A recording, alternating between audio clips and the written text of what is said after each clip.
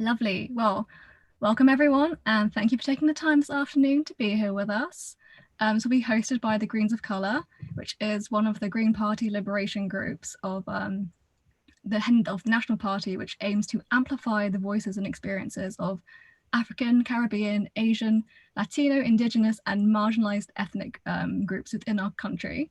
As a committee, we also see it as our responsibility to have people with disabilities, long-term health conditions, elders, LGBTQ plus voices, and as well as the young Greens and those of different faiths to be in the room when decisions are made. I'm Lily Hayward. I am one of the comms officers for the Greens of Colour, and I'm sure, as you're all aware, I am here with Mya-Rose today. So thank you very much for being here. Thank you very much for having me.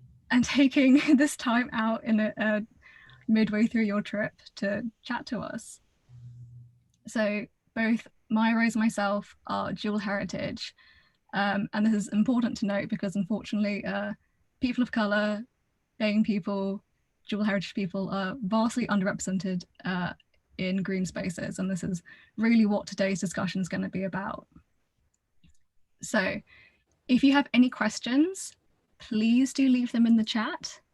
If there are any, I guess, like urgent questions, it is a good idea to raise your hand. There is a participants button, which you can open, and at the end, that is at the very bottom of the screen, there should be raise hand, and that way we will see you and you can ask a question. There's also the option to transcribe. So at the top, there is otter.ai live notes. Go onto that if you want to also see the script for what we are saying. So Mya-Rose is a birdwatcher, twitcher, ringer, naturalist, environmentalist, and write about all things to do with wildlife, nature, and conservation. So before we start, Mya-Rose, would you mind perhaps defining some of these terms such as twitcher and ringer for those of us who may be confused about what you're doing outside?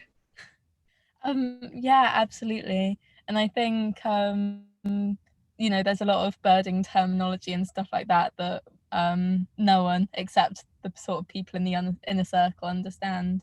So a bird watcher is, I guess, just someone who likes looking at birds, like clues in the title. And for me, I associate that a lot with like just going on walks, seeing what you can find, and just like really like soaking in nature. I suppose it's really nice.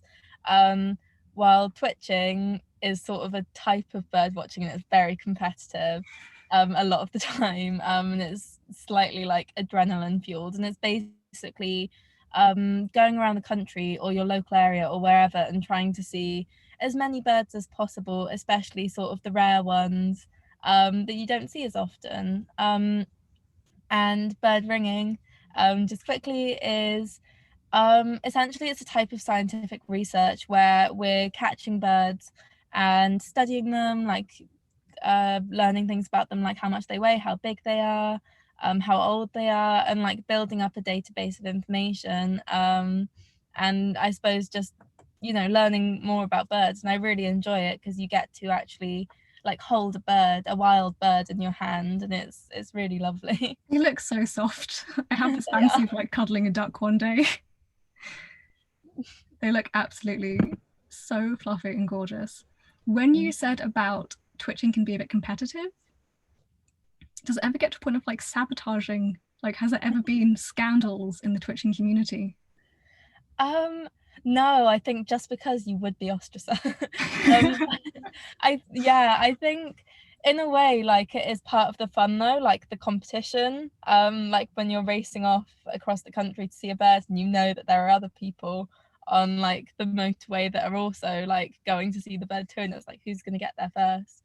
And like I've been bird watching literally since I was a baby, and I know especially when I was younger, like when I was in primary school, twitching was what got me really excited because it was like a treasure hunt, and I loved it, and I got to see all these amazing rare birds.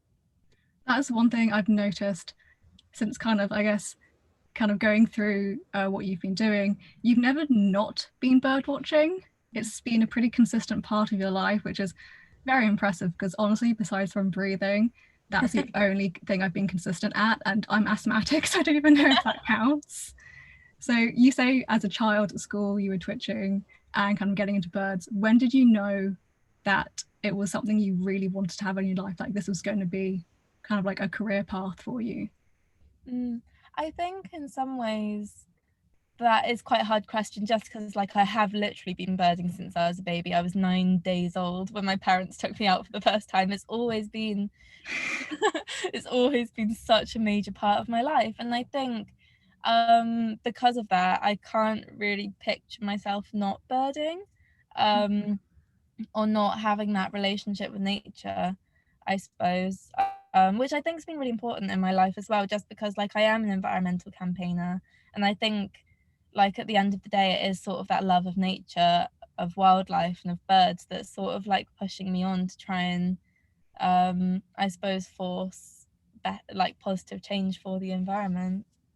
Which is lovely, and is how you were given the honorary doctorate from the University of Bristol, right? Was for your kind of contributions not only to conservation but to raise awareness of BAME and ethnic minority groups in the sector. Is that how it was? That kind of what it was for, or was it generally your work? Yeah. And it makes me quite happy to say that, because a lot of people thought that I was getting an honorary doctorate for having seen a lot of birds, which I wish you could get a doctorate for that, but you can't.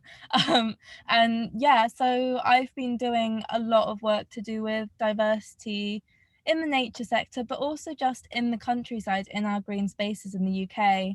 And I suppose trying to give VME or visually minority ethnic people that opportunity to go out and engage with nature and spend time in nature. And I've been running these nature camps every year, where we're bringing kids and we're bringing teenagers out into the countryside for a weekend, and it's this amazing experience because a lot of them have never done anything like it before, and they're sort of a bit wary, like not sure if they're going to have a good time, not sure if they want to be there, and then by the end of the weekend they've had an amazing time in nature. And I think, you know, it's a really important issue for so many reasons. Like, firstly, the nature sector is terrible when it comes to diversity. I think the last official number said it was 0.6% Yeah, BAME, which is terrible. It's the second worst in the UK. But also I think it's really important for the environmental movement, for the sustainability of the movement, because at the moment, where we're sort of keeping it very white and very middle class, you know, we're cutting out massive sections of the population that could do so much to, like, I suppose, keep the energy going and really bolster the movement. And as well as, like, you know, giving different voices, different perspectives that could be so important. And I think in a way, you know, the movement's really shooting itself in the foot at the moment by not trying to reach out and connect with loads of different communities. that is the one things that I know Extinction Rebellion came under fire for, has been in the past, is how not very inclusive they've been in some of their activities towards like minority groups and kind of ostracizing them even more from the movement. And you're right, you can't have a global movement if half of it is not included. Like that will never reach the goal. You have also been named as one of the 100 BAME voices in the UK in the environmental movement by the Climate Reframe Project. Amazing, well done. But you did actually kind of briefly talk about the difference between BAME and VME. Would you mind like explaining the difference in these terms for you at least? Yeah, of course. And I think terminology has become like an increasingly difficult thing, just in, I think to an extent it's something that's quite difficult because you're trying to you know, use a catch-all phrase for loads of really varied communities. So I know in America it's people of color, but I know a lot of people in the UK don't like being called colored. I think for a long time it was BAME in the UK, but that was like a sort of something from like censuses and things like that, and it was very like cold, very technical. And personally I've settled on using VME or visually minority ethnic just because I don't know, I feel like personally it doesn't dance around the issue. We're talking about people that are being discriminated against because they look different. And although it doesn't work for everyone personally, that's what's been a lot of the times the really key factor in the work that I've been doing. But I think sort of more important than terminology is just people being super aware of how these communities are being talked about and represented to them, and I suppose thinking about all of that a bit more. Is this an issue you faced on your camps? Because you do take VME kids and teens out into the countryside, often to areas they have never been to, they don't really know much about. Have you ever experienced any kind of hostility or like microaggressions due to this? Yeah, which always makes me really angry, just because this is supposed to be like a really nice, like friendly opportunity for these kids in a way that other things haven't been in the past. And I think, you know, trying to show them that this really alien space is somewhere where they could go and be welcome obviously doesn't work if you have people being really unpleasant to them out in the field, I suppose. And I think a lot of the time, unfortunately, it does really come down to the fact that the countryside is a really white place in the UK, because a lot of it isn't pointed racism. It's people having all these like underlying prejudices where they see a group of black boys and they immediately think that they're there to cause trouble. They see a group of VME kids and they think that they're going to be disturbing the birds in a way that like other kids wouldn't be.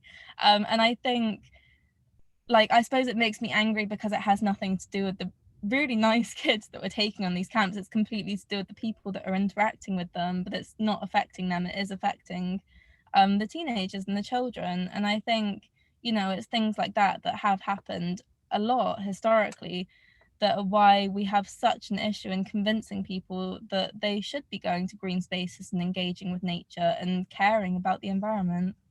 There definitely is a historical aspect to this. This may also show that what a Gen Z millennial I am and how much time I spend on like Instagram.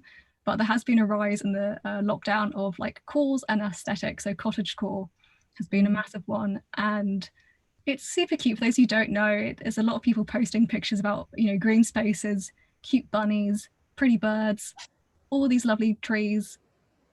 But it is entirely, not entirely, but it's very, very white and very middle class, and there's very little representation that extends beyond this. So it kind of shows that even in an escapism, the countryside and rural aesthetics are not appealing or not seen as accessible to marginalized groups and to visibly minority groups as well. So this is a major obstacle it seems to overcome. Do you think, Maya, Rose, do you think there are any other like major factors in why it is that like non-white people are so underrepresented in green spaces? Yeah, I think there's a lot of different, like this is one of the reasons it's such a difficult issue to deal with. There's so many different factors feeding into it. And one of the ones I do think is really important to address is that there is a lot of, like you said, historical stuff going on, especially in the UK, where even though there is a difference in numbers between like class and race and engagement in green spaces, I think it is really important to talk about the fact that access to the countryside and access to green spaces and nature, and actually having the time and the energy to do that, has historically been a massive privilege that you do if you're middle class or upper class, while everyone else is working. And I think, you know, there's a lot of stuff still hanging over from that. And I know that a lot of immigrant families, even second or third generation, really think of themselves as being urban people, despite the fact that their grandparents grew up in places more rural than anywhere in the UK. And I think, again, a lot of that comes from the fact that when people came over to the UK, you know, they didn't have time to be going on pleasant walks in the countryside. They were working, they were trying to, you know, keep their families afloat. And I think that essentially there's been no effort to move on or to evolve from that. So we're still stuck in the same nature sector, in the same environmental movement that we had like 40 years ago. So, as you said, like most of it, a lot of cities and urban areas have the most ethnically diverse people and populations. Do you have any plans on like introducing Black to nature your charity into like more urban spaces? Yeah, absolutely. So at the moment my camps are mainly Bristol based, just because that's like near where I live.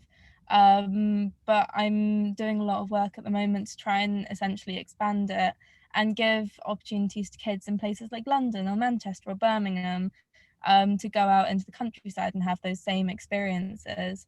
But I think also, like, wider than my own like grassroots project, is really working with people who have the money, people who have the power in like the nature sector, or the environmental sector, and encouraging them to not just change, but to really want change and to really implement change in a way that's long lasting and actually going to make a difference. And I think actually a shift in attitude from them, where they're really wanting to engage these communities in urban areas, would make a massive difference going forward in, like, you know, things like membership and people are going to reserves and things like that. That is very, very true. And as you were saying, like, there's one thing to take these kids out into nature, and then if they go back into like their home environments where they feel is where their roots are, even if, as you said, they may actually have a far like long-reaching connection to the rural areas. If they're not able to connect to nature in their own city, how are they supposed to kind of continue? And then, as you were saying, I do feel like occasionally in green movements there is a push on like non-white VME people to solve the problem, like to be the ones doing what you're doing, essentially creating these amazing charities, doing all this work. And they're like, oh wow, you know, look at her, she's doing so well. And it's like, but you have so much money and power. What are you contributing to this? Like, you need to be supporting it, backing it, and helping drive the movement as well in a way that actually supports and bolsters the voices of minority groups. Absolutely. And I think actually, like, I'm 18 at the moment, I just finished my A levels, and I've been doing this work for over 5 years now, which at the time felt, obviously it was very important, but looking back it seems like ridiculous to me that a 13-year-old was doing more to shift attitudes on diversity in the nature sector than any of the CEOs or NGOs or anything. And I think that says a lot about people's attitude to the issue, where it is constantly sidelined and it is constantly you know, ignored, when, like, from my perspective at least, it really is central to making the environmental movement more powerful. It's not diversity for diversity's sake, even though to an extent it should be. It's more than that, and it seems bizarre to me that people aren't trying to do more. Oh yeah, exactly. It actually would be beneficial to the planet to have more people supporting it. Who'd have thought? So do you want to explain just very briefly how you came about setting up Black to Nature and what the camps are like? What do the kids get up to? Yeah, absolutely. It was all a bit backwards in a way, because like I said before, like, I've literally been out in nature my whole life, but I am dual heritage, I'm half Bangladeshi, and I think as I got older, once I was 11 or 12, I started to realize that I'd just never seen anyone that looked like me really out in green spaces, out in the environment. And I think as I started to think about the issue a lot, it felt like an absolute tragedy that other kids weren't getting this opportunity when it had been such a massive part of my own life. So I started running these nature camps, and they are basically a weekend packed full of nature, full of the environment, in a way that kids that have never done anything like that before can engage with. So we do bird ringing, and usually we do give you know, children the opportunity to hold a bird in their hand, or we get I don't know, we do bio blitzing sometimes where it gets really competitive, and they're all trying to like find as many animals and bugs and plants as possible. But at the end of the day, for me, I think that the main thing for these kids that we're bringing out isn't even really the activities, it's just the experience of being out in the countryside. Like, I'll always remember this one little girl that came on the camp, and she was talking to me, and she sort of said, "It smells of cow poo here, but I like it because it's nicer than the pollution where I live." And it was really like, yeah. And so afterwards, when after I ran my first few camps, I essentially wrote to various NGOs like the Wildlife Trust, RSPB, stuff like that, and asked them what they were doing, because it felt like a really big problem to me. And the answer was not a lot. So I set up my organisation, Black to Nature, when I was 14, and I've been running it ever since and been pushing for change. So I mean, that is incredibly inspiring, but also quite sad that it had to be kind of in the hands of a young teenage woman to do all this work, when I said it should have been NGOs and other organizations leading it who had the power and the money behind them. What do you think can be done to make the UK countryside more inclusive and more inviting to minority groups? Yeah, I mean, there's so many tiny things that make a massive difference. Like, something I talk about a lot is the fact that, for example, public transport is like really expensive to get out to anywhere green, really. Like, I live in the middle of the countryside, and I probably couldn't afford to take the bus into town, let alone, like, you know, people vice versa. I think there's lots of cultural things, like a lot of these communities are very scared of dogs and don't want to go into any green spaces because they're scared that there might be dogs. A lot of the elders in these communities don't have really clothes that are suitable for the British countryside, at least not in the middle of summer. And I think at the end of the day, the biggest issue is that people do feel like the countryside is very white and very elitist, and like they won't be welcome, and to an extent they're not wrong, and I think that's the problem. And I think something that could make a massive difference is groups going and talking to them and asking what they want, and I suppose doing it on their own terms. Like, something that always, like, I never really understood was the fact that a lot of organizations sort of push their own opinion on what engaging with nature is, and that's sort of like putting your binoculars on and going down to the local nature reserve and looking at birds or whatever, you know, and it doesn't do it for a lot of people. And I think shifting our view of what engaging with nature even really is makes a massive difference. But yeah, I guess we'll see going forward really what happens. I did listen to your kind of those short podcasts with the women who founded Black Girls Hike, and there was another woman who wrote poetry around nature. And I think those are also really important ways to put out there as how you can engage with nature. I said it isn't just like bird watching, it isn't just like rambling. There are so many creative pursuits as well, and like social aspects to being in nature that maybe are not discussed enough. One of the questions we have is, do you have many children or people with disabilities involved in your sessions? And if not, what can be done to get more people from this group involved? Yeah, that is a really good question, just because, well, basically, the environment doesn't engage any of those sort of marginalized communities, whether it's you know, working class people, whether it's people of color or whatever, whether it's disabled people. And I think you know, there are really big obvious issues like lack of disability in a lot of nature reserves or green spaces and stuff like that. But I think, you know, there are wider systemic issues as well. And personally on our camps, we have had issues with that, just because a lot of VME parents with kids who are disabled don't feel comfortable, you know, essentially taking their kids into a space where they're not comfortable with, which is why some of the stuff we try to do is just sitting down and talking to the parents of the kids we're taking out and explaining why it's so important. But I do think, you know, we've had a few kids with autism and stuff like that, and it's actually sorry, it's actually been a really good experience for a lot of them once their parents have finally relaxed and just let them explore, I suppose, in a new environment. And for a lot of them, it's been really stimulating in a way that their parents haven't expected. And I guess for me, because I am like working with children and stuff, the biggest thing for me is always like working on that cultural shift where it's not just, you know, actually giving those kids those experiences, but also as a community making people start to understand that going out into green spaces is so important for both your mental and your physical health. I find it so interesting that you talk about the parents and just chatting to them, and the issue of if the parents don't feel comfortable in this space, they aren't going to feel comfortable about their kids being in this space.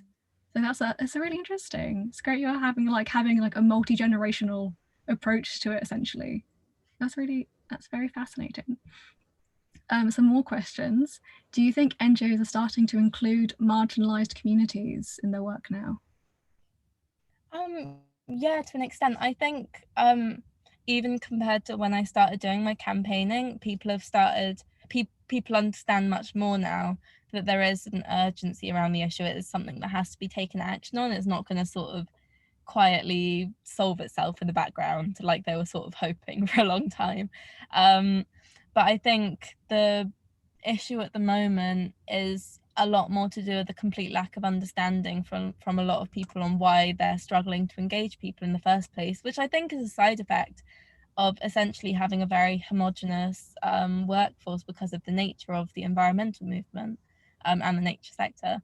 And I think going forward, it's going to be really interesting to see, you know, how they choose to approach the issue, whether it's sort of like I know various organizations that have sort of hosted events and then been very confused why no one turned up, even though, you know, as soon as you start talking you can like point out 10 flaws because there's a complete lack of like understanding of these communities. But I think, you know, there are some organizations that I'm talking to at the moment that so want to change and are figuring it out basically, and I feel like it could go either way. That's hopeful. That's hopeful that they want to change. What do you think the Greens can be doing to make nature and engagement in, you know, the environment more inclusive to everyone? Yeah, I think to an extent, I think the Green Party has a lot of the same issues as the nature sector, where it's not that people don't think it's a nice idea.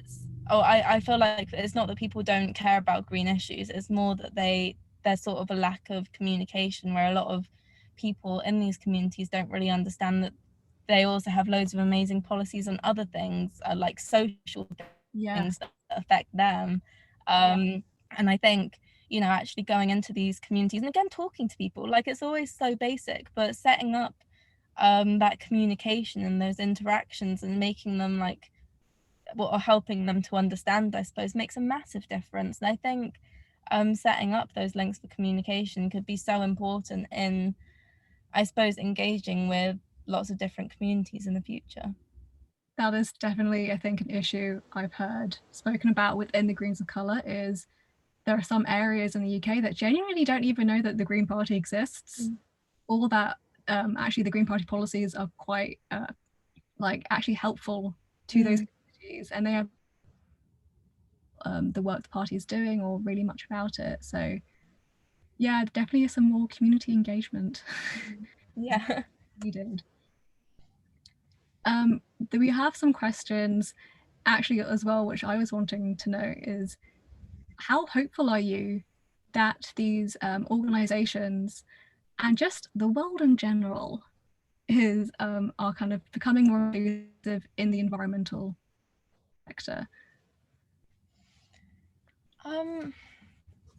Yeah, I mean, I think at the moment is quite an interesting time just because of the pandemic, because of the Black Lives Matter movement. I think a lot of people are thinking about and having conversations about engagement to nature in a way that they never have before. And I think, and about race and about our sort of relationships with race. And I think at the moment there's a real opportunity for change, and I think there's a real desire for change because a lot of people have for the first time really experienced the issue firsthand when they've been trapped in their flats for months on end with no access to any green spaces. And I think that, you know, if those conversations don't happen now, they're never going to happen, really. And I think, like I said before, at the end of the day, it literally just comes down to whether or not there is a true desire for change. Because if there is, then it will happen eventually. Maybe not right now, but it will happen eventually. But if people don't really care and it's sort of something that they're like, oh, that doesn't look very good, we should probably fix that, then it probably isn't going to be solved. And I think that's what it comes down to, really. I definitely felt that during the pandemic, as obviously as horrifically and traumatic of a time has been, there has been a sense of almost hope that the reduction in pollution and everything would continue as lockdown eases. And I think it's been quite disheartening to see, you know, lockdown eased and understandably people have to use their cars to get to work, all these factors, but really it seemed like it was a short break where we were a bit more thoughtful about the environment, and now I'm really hoping that continues. There is also, obviously, it's also talked about eco-fascism, I think has kind of been a topic recently. We also have a very important question about any advice about young people getting involved. So someone says they have a 10-year-old daughter who is engaging with nature, based in London. She thinks your camps sound very fun, and would love to join one. What advice would you give to children like her? Yeah, I mean, in general, I think it's amazing when kids do engage with nature. I think it's so important and so easy to forget that we need to be surrounded by nature, that is important for our development and for our mental health. Obviously, in general, if anyone ever wants to come on one of my camps, you can literally just like message me on Twitter at Birdgirl UK, and that would be lovely. But I think, like, in a wider sense, in a year or two, like as kids get older, I think there's a massive online community of kids who care about nature and love nature and want to find other friends that feel the same in a way that there just wasn't even 10 years ago, really. And I think that's really important as you're growing up, to, you know that there are other kids that are into it too, I suppose. And I think that's going to be really important going forward in sort of keeping the momentum of not just environmentalism but people's love of nature going. I think that's definitely a thing. I visited my school a couple of years ago, like my old secondary school, and realized how it was still seen as uncool to be into anything. Like, to have an interest or a hobby was seen as kind of like nerdy and geeky, and kind of breaking down that barrier and be like, hey kids, hey cool kids, you know, like it's cool to be into nature and to actually care about the environment, like, you know, into work badge with honor. So we have only like 5 minutes left before we have to end the session. So take another question. Do you think we should be pushing for specific funding in schools for children to take time out into the countryside? Yeah. No. I do think it's sort of going back to what I was talking about a second ago, like that sort of love of nature and engagement with nature isn't just like a frivolous hobby. I think it's so important for kids to at least be given that opportunity to go out into green spaces. And I think not just like, not even necessarily on an educational level, but just for us as human beings, as animals, I suppose. And I think in some ways it's really cruel to cut people off from that connection to nature. But I don't think it even necessarily has to be into like the darkest depths of the countryside. I've seen a few really good schemes that go into inner city schools, and they literally just take them to the local park or the local allotments, but they've still like never seen them in the way that they do when they're on these sessions. And I think really the biggest thing is just opening people's eyes up to nature and making them notice that even when they are in the middle of the city, there are birds all around them, and there are, I don't know, squirrels in the trees still. And you know, that still counts as nature, and it still counts as green spaces. definitely think in London and urban spaces particularly, it's very easy to see everything as a pigeon, well, like a form of pigeon. I think it has only been in the last year or so I've actually been conscious about spotting the different types of birds in my garden and that I'm seeing outside. So yeah, I mean there are parrots in London, so you've got all the really cool birds down there. And apparently a very cute owl lives in Hyde Park that I've never seen before, which sounds beautiful.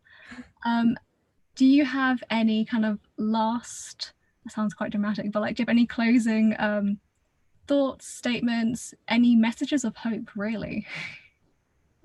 Yeah, I guess, like, I'm a very optimistic person. I think the biggest thing about all of this really isn't to try and shift the whole system, or not for you guys. It's just to, I guess I want people to think about their own prejudices, their own like strongly held beliefs that they've never really questioned before, and to just think about them, and to think about like where those came from.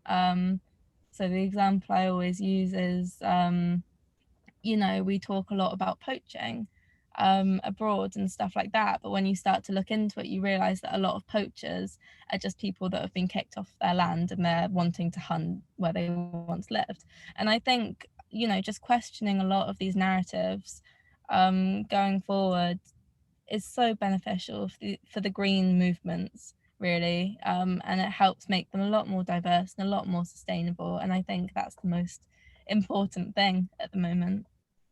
We definitely think, you know, climate justice is social justice. And so, like, what does that mean to you? And because this is something that I think is going to be the ultimate piece of information that's going to hopefully bring people together, is to realize this.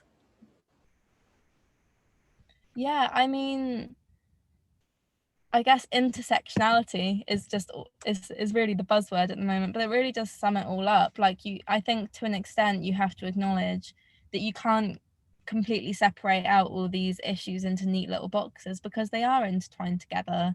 And you can't talk about, I know, climate change without talking about people. And I think acknowledging, you know, the social side of it all and working on that, as well as on the nature side and the environmental side and, I don't know, the political side, is so important, because otherwise, like, at the end of the day, a lot of people are gonna suffer. And I think it's our responsibility as people from the West who have contributed so much to issues like that, that we have to at least try and do something about it. And yeah, and hopefully once we realize that we can have a positive impact, like we genuinely do hold power to help save the world, which sounds like a bit of a superhero thing to say, but we genuinely do have this power with us. Hopefully then we will be able to see some improvements and I will no longer have climate anxiety. You'd hope so, yeah. Oh, I really hope so. Thank you so much for being here today, and again taking time out of your very long trip back home after your time in the Arctic. Thank you everyone else for joining us today and taking the time out of your schedules, your Sundays, to hear us talk about diversity in the green movement. I hope you've all learnt something or have had your opinions maybe prodded, changed.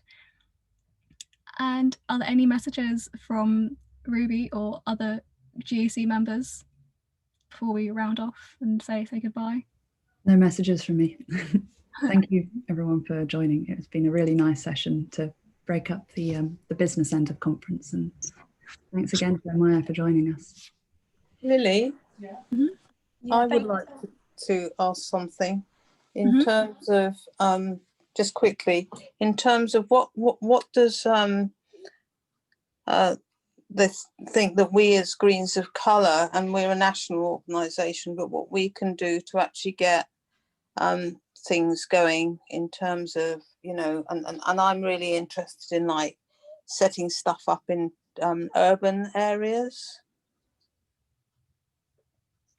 Yeah, I definitely think, I know the Greens Colour, I hope, are going to be doing some more work once the pandemic deems it safe for us to be going out and hopefully engaging. I would love, I mean, if Mya-Rose, if you ever want to pop down to London and urban areas and do some urban gardening and bird watching, please hit up the Greens of Colour. We'd love to. I'd love that. Thank you. Yeah, hopefully that will encourage groups in urban spaces to be more engaged with the environment.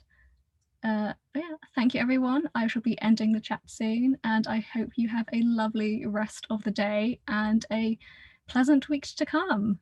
Thank you everyone. Bye. Thanks everyone. Yeah, thank you so much for coming.